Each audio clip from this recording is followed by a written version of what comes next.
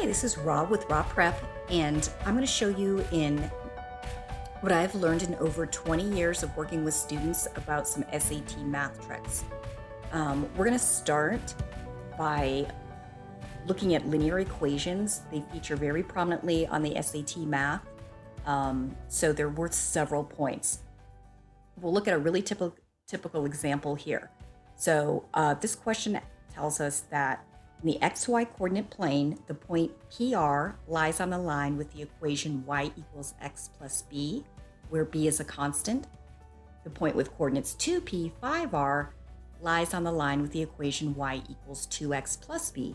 If p does not equal 0, what is the value of r over p? Sounds like a really abstract question, so we're going to start by looking at what do we know. So take a minute and try to solve the problem, and when you come back, let's pick up right here and start unpacking the question.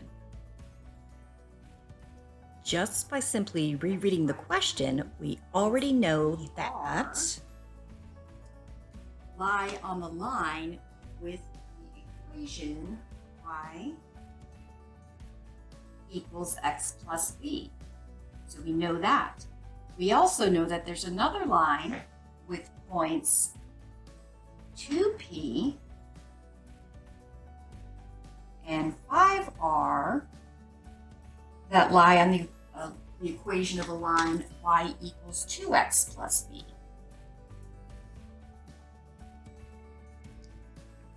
So these are things that we know, and if we also look at what we're supposed to do with that information, we're supposed to find out what the value of r over p is. So we always want to keep in the back of our mind that this is what we're looking to solve for. Okay. This looks a little abstract, so let's start by substituting in our values, our p and r values. Your p is synonymous with x, and the r is synonymous with y, since we know that these are coordinates, so that helps quite a bit. So let's substitute in our x and y values for what they give us. And then we land up with y, or r equals x, which is defined as p plus b. So r equals p plus b. On this side, I'm going to say y equals, and y is defined as 5r. So 5r equals 2 times x, which is defined now as 2p, so I'm going to put that in there, 2p plus b. This I'm just going to condense right away down into 4p. I'm just distributing the 2 to the 2p. So basically 5r equals 4p plus b. These are our new equations. We have all of our r and b's and p's. No x's and y's to deal with. And if you go back and look at what they're asking you, what is the value of r over p, you might be looking at this point thinking you're stuck. But if you think about it, if you want to deal with r's and p's, let's eliminate the b. So let's isolate our b value. We'll come right back and do that and see if that helps us.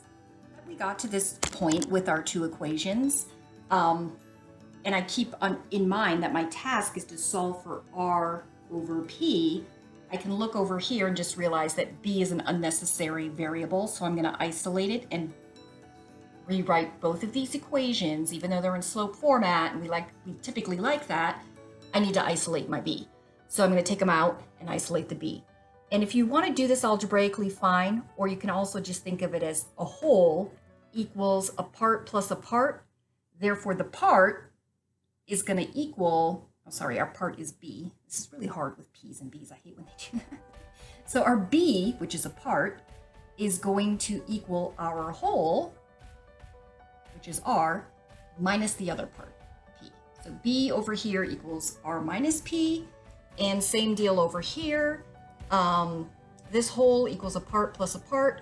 So this part, b, is going to equal our whole, which is 5r, minus the other part, which is 4p. Okay, so we finally have something that says b equals this, b equals that. So it stands to reason if these two things equal b, and b is a constant like they told us, that r minus p has to equal 5r minus 4p. Again, what are we looking to do? Solve for r over p. I can see myself getting a lot closer here. It probably doesn't really matter what part you want to start doing now. If you solve for r or p on this. I am just going to start with getting rid of the p. Let's say we get rid of the p, for example. Plus p, plus p. So I would get r equals 5r. Negative 4 plus p is negative 3p. Get rid of this 5r by minusing 5r minus 5r. So I get negative 4r equals negative 3p. Okay? At this point, you can see that we're going to divide by the negative 4, and get r equals negative divided by negative is positive 3/4 of p.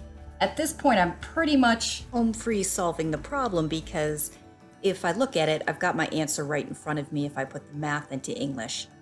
R is 3 out of 4 p's. So I don't even need to reduce a fraction or anything. I've already got my answer, 3/4.